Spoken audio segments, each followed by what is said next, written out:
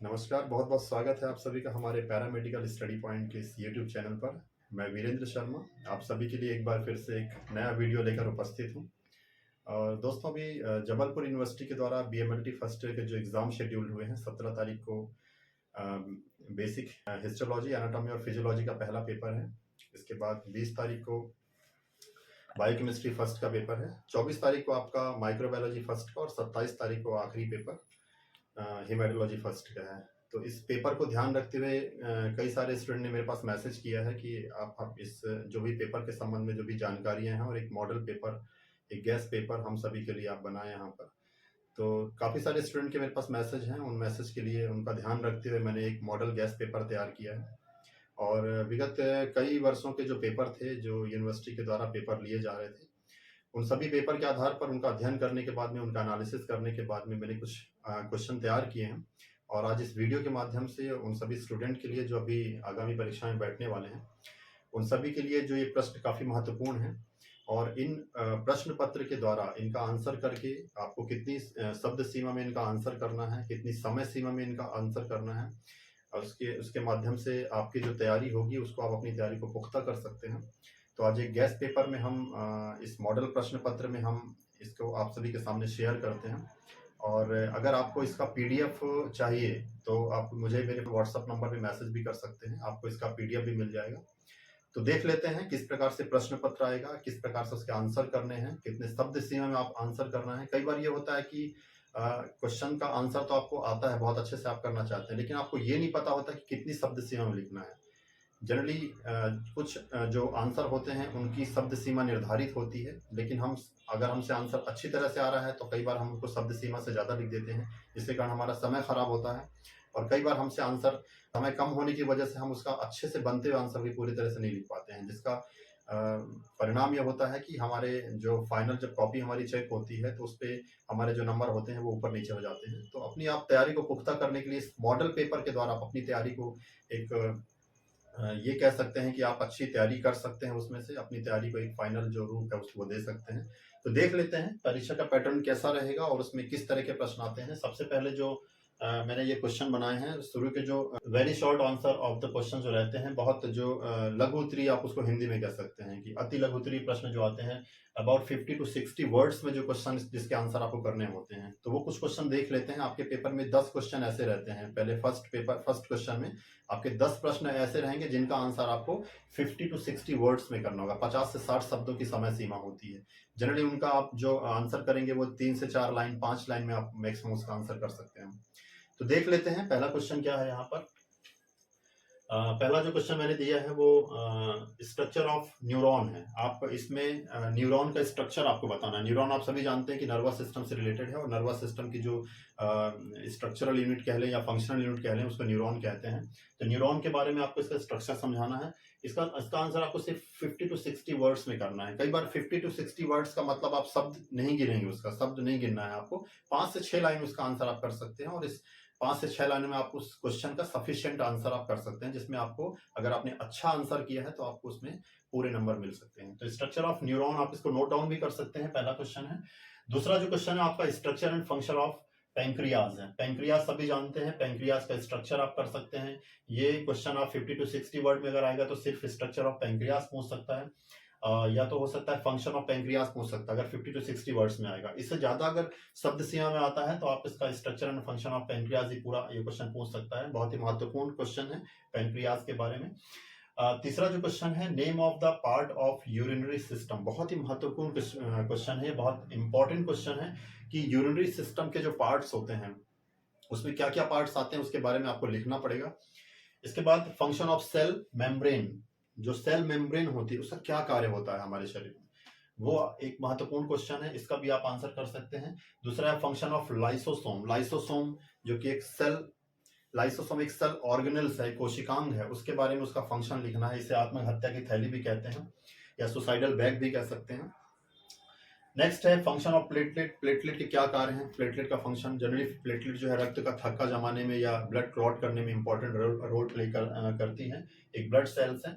Function of bone marrow. Bone marrow क्या क्या होते हैं? जितनी भी ब्लड सेल्स होती हैं हमारे शरीर में, चाहे वो एरिथ्रोसाइट्स हो, ल्यूकोसाइट्स हो या प्लेटलेट्स हो, उसका फॉर्मेशन जो होता है वो ब्लड बोन मैरो के अंदर होता है। तो बोन मैरो का फंक्शन आप बहुत अच्छे से लिखिए 4 से 5 लाइनों में। फंक्शन ऑफ मसल्स, मसल से क्या कार्य होते हैं। Function of saliva, salivary gland से सिक्रेटेड होने वाला एक सलाइवा जो कि इंपॉर्टेंट रोल प्ले करता है फूड के डाइजेशन में, हमारे भोजन के पाचन में महत्वपूर्ण भूमिका निभाता है। तो सलाइवा का फंक्शन आप लिख सकते हैं। Function of gastric juice, gastric juice से क्या कार्य होते हैं, भोजन के पाचन में इसका भी कार्य होता है, फूड को डाइजेस्ट करने में।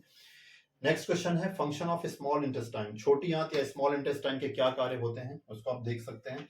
Function and structure of gall bladder, gall bladder पित्त की थैली या लिवर से संबंधित है। गॉल ब्लैडर की क्या रोल होता है, गॉल ब्लैडर के क्या फंक्शन होते हैं, उसका आप लिख सकते हैं आंसर। फंक्शन ऑफ बाइल और बाइल जूस, बाइल जूस बहुत ही इंपॉर्टेंट क्वेश्चन है कि फंक्शन ऑफ बाइल या बाइल जूस से क्या कार्य होते हैं, आप उसको लिख सकते हैं। नेक्स्ट जो क्वेश्चन है आपका 14 नंबर, वो देख लेते हैं। फंक्शन ऑफ स्प्लीन, स्प्लीन के कार्य आपको लिखना है 3 से 4 लाइन में या 4 से 5 लाइन में। नेक्स्ट है स्ट्रक्चर ऑफ फेरिंग्स, फेरिंग्स की संरचना आपको लिखना है। स्ट्रक्चर ऑफ लैरिंग्स, लैरिंग्स के बारे में आप लिख सकते हैं। लंग कैपेसिटी, लंग कैपेसिटी बहुत ही इंपॉर्टेंट क्वेश्चन है, इसको आप बहुत अच्छे से करिएगा। और अगर आपको इन क्वेश्चन में से किसी भी क्वेश्चन में डाउट होगा तो आप मुझे मैसेज कर सकते हैं, मैं इसके आंसर भी आपको बताऊंगा। और इसका पीडीएफ अगर आपको इन क्वेश्चन के चाहिए हैं तो उसके लिए भी आप मुझे मैसेज कर सकते हैं, मैं आपको इसका पीडीएफ भी अवेलेबल करा सकता हूं। इसके बाद नेक्स्ट क्वेश्चन है structure and function of nephron, nephron का क्या कार्य होते हैं, नेफ्रॉन के फंक्शन लिखने हैं आपको। Name of hormone secreted by the thyroid gland, thyroid gland से सीक्रेट होने वाले हमारे शरीर में जो हार्मोन्स हैं उनके आपको नाम लिखने हैं।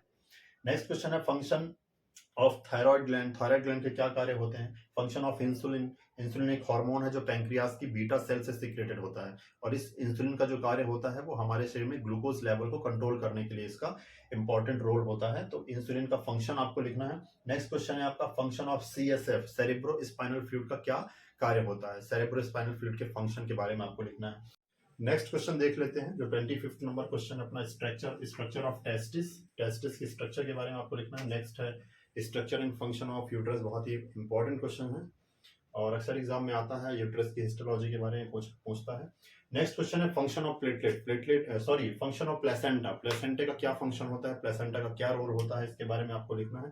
Function of progesterone and prolactin hormone, progesterone hormone और प्रोलैक्टिन हार्मोन की क्या महत्वपूर्ण विशेषताएं हैं, उनका क्या फंक्शन है हमारी बॉडी में, उसके बारे में आपको लिखना। Name two fixative used in histology, histology में उपयोग होने वाले, हिस्टोलॉजी में यूज होने वाले टू फिक्सेटिव के आपको नाम लिखना है, उनके बारे में उनका उपयोग लिखना है, कौन कौन से फिक्सेटिव हैं जो जिनका उपयोग हिस्टोलॉजी में किया जाता है, स्टेनिंग टेक्निक में किया जाता है या फिक्सेटिव में किया जाता है। नेक्स्ट है name hormone secreted by the pancreas, अभी मैंने इसके पहले एक क्वेश्चन आपको बताया कि पेंक्रियाज की स्ट्रक्चर आपको लिखना है, तो सेम क्वेश्चन वहां से है कि इसके बारे में कि name hormone secreted by the pancreas, pancreas से सीक्रेटेड होने वाले हार्मोन्स के बारे में आपको लिखना है। जनरली अल्फा सेल्स और बीटा सेल्स होती है पेंक्रियाज के अंदर, और अल्फा सेल से ग्लूकेगॉन हार्मोन का सिक्रेशन होता है, इसके साथ ही बीटा सेल्स जो होती है वो इंसुलिन हार्मोन का सिक्रेशन होता है, और ये दोनों जो हार्मोन्स है वो ब्लड ग्लूकोज लेवल को कंट्रोल करने में, ब्लड ग्लूकोज लेवल को रेगुलेट करने में बहुत ही इंपॉर्टेंट रोल प्ले करते हैं। नेक्स्ट क्वेश्चन की तरफ बढ़ते हैं और देखते हैं कि शॉर्ट आंसर क्वेश्चन है जिनका आंसर आपको 250 से 300 शब्दों में करना है। लगभग 3 से 4 क्वेश्चन ऐसे आते हैं आपके पेपर में जिनका आपको आंसर जो है वो 250 से 300 शब्दों में, या यूं कह लें कि आप 2 से 3 पेज में इसका आंसर आपको करना पड़ेगा। पर लघुत्तरी क्वेश्चन के आंसर से कह सकते हैं या शॉर्ट आंसर क्वेश्चन कह सकते हैं। तो पहला जो क्वेश्चन है इसमें डिकैल्सिफिकेशन मेथड है, हिस्टोपैथोलॉजी में डिकैल्सिफाई किया जाता है टिश्यू को, ठीक है। इसके लिए डिकैल्सिफिकेशन मेथड आपको लिखना है, किसी टिश्यू को कैसे डिकैल्सिफिकेशन से करते हैं उसकी मेथड के बारे में बताना है। नेक्स्ट है 10% फॉर्मल सलाइन के बारे में आपको लिखना है। नेक्स्ट है जेंकर फ्लूइड क्या होता है, जेंकर फ्लूइड के बारे में आपको बताना है। इसके बाद बात करते हैं सिंपल फिक्सेटिव फॉर्मेल्डिहाइड, फॉर्मेल्डिहाइड एक सिंपल फिक्सेटिव होता है जिसका उपयोग बहुत ज्यादा अधिकांशतः या बहुतायत में हिस्टोपैथोलॉजी लैब में किया जाता है। फॉर्मेल्डिहाइड का आपको इसके बारे में लिखना है। नेक्स्ट क्वेश्चन है आपका वैक्यूम इम्प्रेग्नेशन क्या होता है। इम्प्रेग्नेशन की बहुत सारी मेथड्स होती हैं जिनमें से एक टाइप है वैक्यूम इम्प्रेग्नेशन, उसके बारे में आपको लिखना है। नेक्स्ट है प्रिपरेशन ऑफ फ्रोजन सेक्शन, जब हिस्टोपैथोलॉजी में आप सेक्शन कट करते हैं, सेक्शन प्रिपेयर करते हैं हिस्टोपैथोलॉजी में उसको ऑब्जर्व करने के लिए, तो उसका फ्रोजन सेक्शन कैसे प्रिपेयर करते हैं उसके बारे में आपको लिखना है। नेक्स्ट है क्लासिफिकेशन ऑफ डाइज, अलग अलग तरह की डाइज होती हैं, उस डाइज के बारे में उनका आपको क्लासिफिकेशन करना है, क्लासिफाई करना है। नेक्स्ट सिंथेटिक डाइज क्या होती हैं। H&E स्टेन बहुत इंपॉर्टेंट क्वेश्चन है, वेरी वेरी इंपॉर्टेंट क्वेश्चन, आप इसको मान के चलिए, अक्सर पेपर में पूछा जाता है। H for hematoxylin and E for eosin, hematoxylin and eosin stain क्या होते हैं इसके बारे में आपको लिखना है। नेक्स्ट क्वेश्चन है आपका PAS staining method, PAS staining method ये भी एक इंपॉर्टेंट क्वेश्चन है।